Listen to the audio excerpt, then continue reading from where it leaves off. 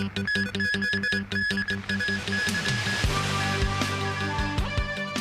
Hong Kong-Zhuhai-Macau Bridge closed to traffic this morning to facilitate a National Games road cycling test event. Countries at the COP29 conference adopt a $300 billion climate deal to help poorer nations, but not everyone is happy.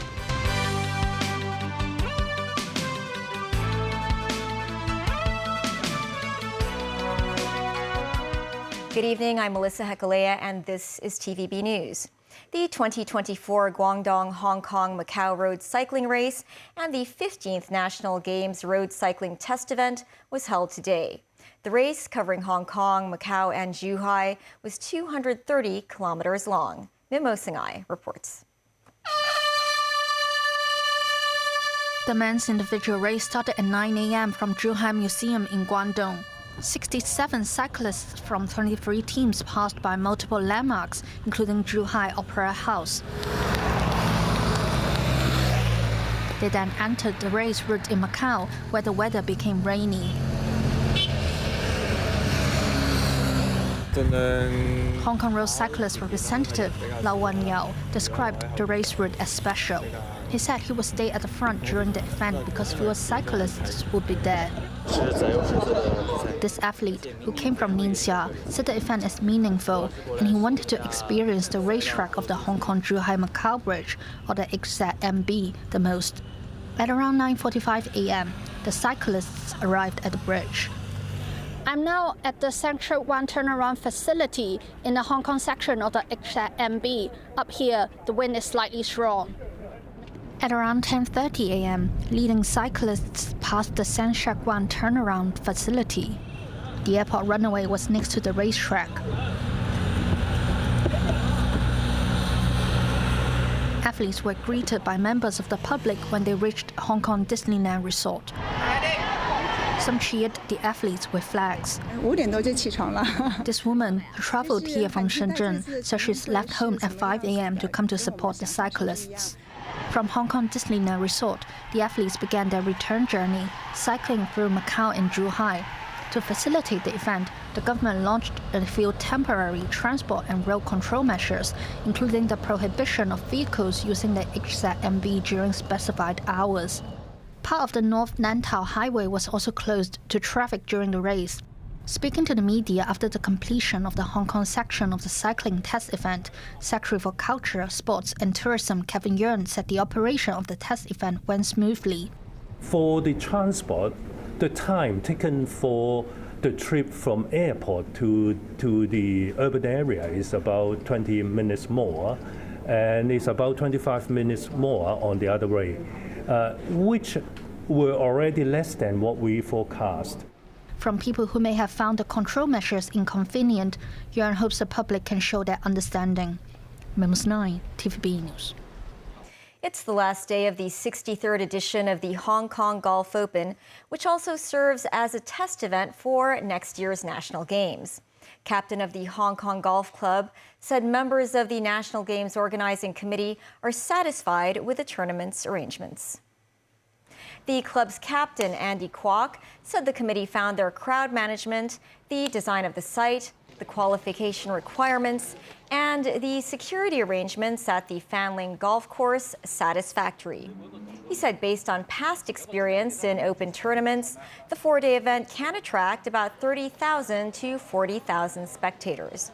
In the Hong Kong Golf Open, 18 holes of the course have been named after the 18 districts of Hong Kong. There are also display boards and QR codes placed next to them to introduce Hong Kong's scenic spots to visitors. A 60-year-old man died after a fire broke out in an apartment in Chai Wan this morning. The blaze also left a woman injured. Sources say the tragedy was caused by a short circuit in a phone charger. The fire broke out at New Jade Garden in Chai Wan at 11:38 a.m. A security guard reported the fire to the police when people saw smoke coming out from a residential unit. Firefighters brought out the man and his daughter from the unit's bathroom and bedroom, respectively. The man was found unconscious, while the daughter felt unwell after inhaling heavy smoke. They were sent to Eastern Hospital, where the man was pronounced dead.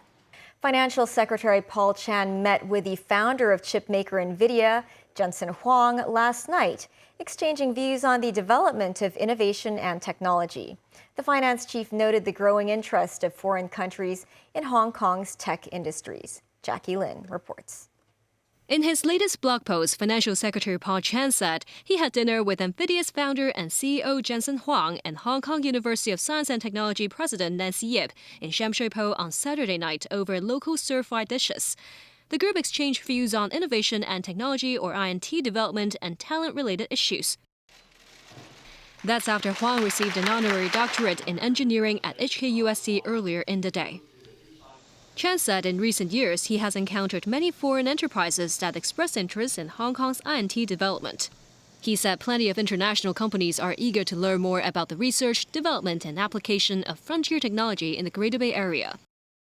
On the government's recently unveiled development blueprint for the Hong Kong part at the Hotel Shenzhen Hong Kong Science and Technology Innovation Cooperation Zone, Chan said the government will continue to facilitate the establishment of mainland enterprises there, such as streamlining cross-border fund transfer mechanisms. He is also working to expand the transfer of the mainland scientific research data to the Hong Kong park around the Lok Ma Chau Loop. Secretary for Innovation, Technology and Industry Sun Dong meanwhile said the goal is to build the hub into a world-class pilot base, synergizing industry and university research. When asked about the vision of the Hong Kong Park and the Northern Metropolis, Sun said he would compare them to Shanghai's Pudong district in the past. He said the Hotel Tech Hub is like the area around the Oriental Pearl Tower, which is situated at the tip of the glitzy financial area in Pudong New Area on the bank of the Huangpu River. He said the Tech Hub occupies a strategic position in the future development of Hong Kong. Sun added that Hong Kong still needs to find more land for its INT development. Jackie Lin, TVB News. The two-week COP29 summit in Baku, Azerbaijan ended in overtime this morning, with countries adopting a $300 billion agreement to help poorer countries deal with the effects of climate change. Some delegates walked out on Saturday as the summit failed to reach consensus. They finally adopted a deal in the early hours of Sunday morning that replaces the previous $100 billion agreement. But not everyone is happy. Nazvi Karim with more. The small hours of Sunday morning in Baku, Azerbaijan, more than a day after the conference was due to end. Activists were out in force just as weary delegates went in for what they hoped was the final meeting of the COP29 2024 Climate Change Conference. It's critical, it's about lives. It's not just about numbers, but it's about lives for all of us. Sometime later, a standing ovation from delegates as the deal was finally agreed. The summit adopted a $300 billion a year global finance target paid for by wealthier nations to help poorer countries mitigate the effects of climate change. It's the least they can do, say activists, because wealthier nations produce more greenhouse gas emissions that many experts say are the cause of floods, drought and storms in developing countries. But the applause failed to drown out the noise made by those unhappy with the deal, which fell far short of the $1.3 trillion experts say is needed annually. Some said host President Azerbaijan was quick to strike the gavel on adoption before allowing them to speak. This has been an unfortunate incident, and it is in continuation of several such unfortunate incidents that we have seen of in not following inclusivity, not respecting the positions of countries. We had informed the presidency, we had informed the secretariat that we wanted to make a statement prior to any decision on the adoption. The United Nations Climate Change Executive Secretary Simon Steele conceded that not everyone got what they wanted, but the deal will still help save millions of lives. It has been a difficult journey, but we've delivered a deal. This new finance goal is an insurance policy for humanity, amid worsening climate impacts hitting every country. But like any insurance policy, it only works if premiums are paid in full and on time. US President Joe Biden praised the deal. The US is among the largest producers of emissions, but President-elect Donald Trump said he would withdraw his country from climate change pacts. No deal was struck on plans to gradually wean countries off fossil fuels and adopt renewable energy technologies. Nazri Karim, TVB News. Still ahead, an Israeli rabbi who ran a grocery store in Dubai went missing, and now his dead body has been found. A winter storm hits the UK. And locally, the recycling rate of the municipal solid waste is up, while the amount of per capita waste disposal is on the decline.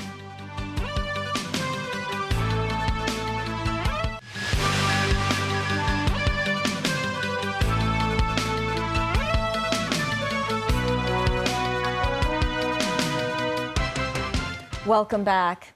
Israel says the dead body of an Israeli Moldovan rabbi who went missing in Dubai has been found. There was no immediate comment from the UAE. David Garrett reports.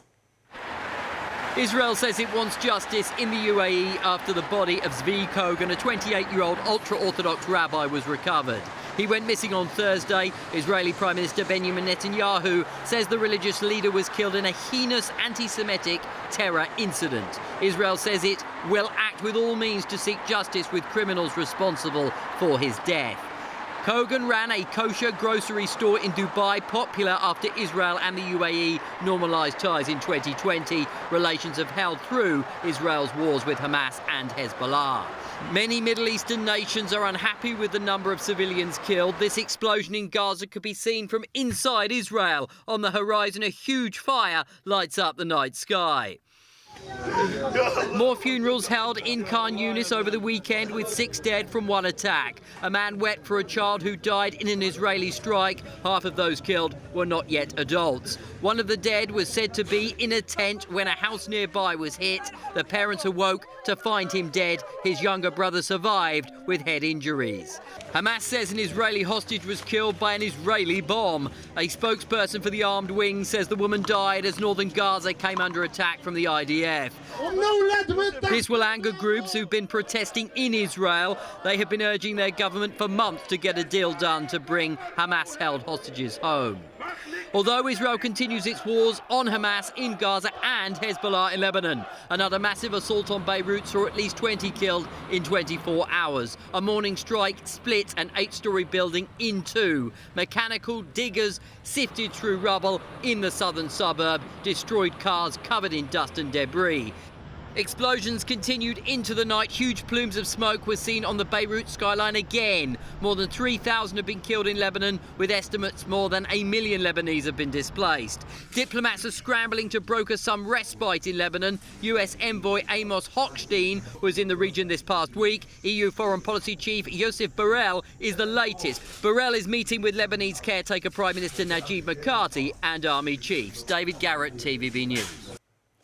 There are fears of flooding in the UK with melting snow and heavy rain after Storm Bert battered Britain. People on foot and in cars struggled through snow and ice on Saturday. Thousands lost power and were unable to travel through blocked or icy roads. A man died from a falling tree in Hampshire in southern England. A group had to be rescued from a landslip in Wales. Winter storms have eased, but snow has turned to sleet and rain. There are flood warnings in Scotland, Northern Ireland, and Western England. The UK Environment Agency has warned that more wet weather will inundate farmland, minor roads, and parks. Secretary for Environment and Ecology Tzu Chin-wan said the amount of waste disposal has reached its peak and recycling volume saw a rise. Tzu said in his blog post that the per capita waste disposal volume in Hong Kong had risen from 1.35 kilograms per day in 2014 to 1.53 kilograms in 2018 and 2021. But that figure recorded a continued decline for 2 years in 2022 and 2023. The amount of waste disposal last year fell by 2.2% year on year. The per capita amount of waste disposal decreased by 4.7% year on year. Plastic and metal waste saw the largest decline, while food waste decreased by only 3.4% overall. Household food waste reduced by a third. The recycling rate of municipal solid waste rose from 32% in 2022 to 33% in 2023, reaching nearly 1.97 million tons.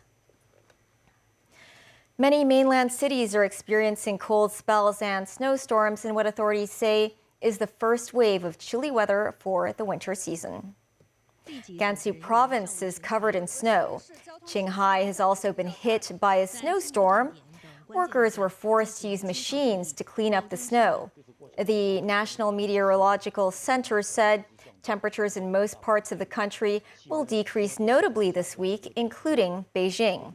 This will bring snow to the capital between tonight and Monday morning.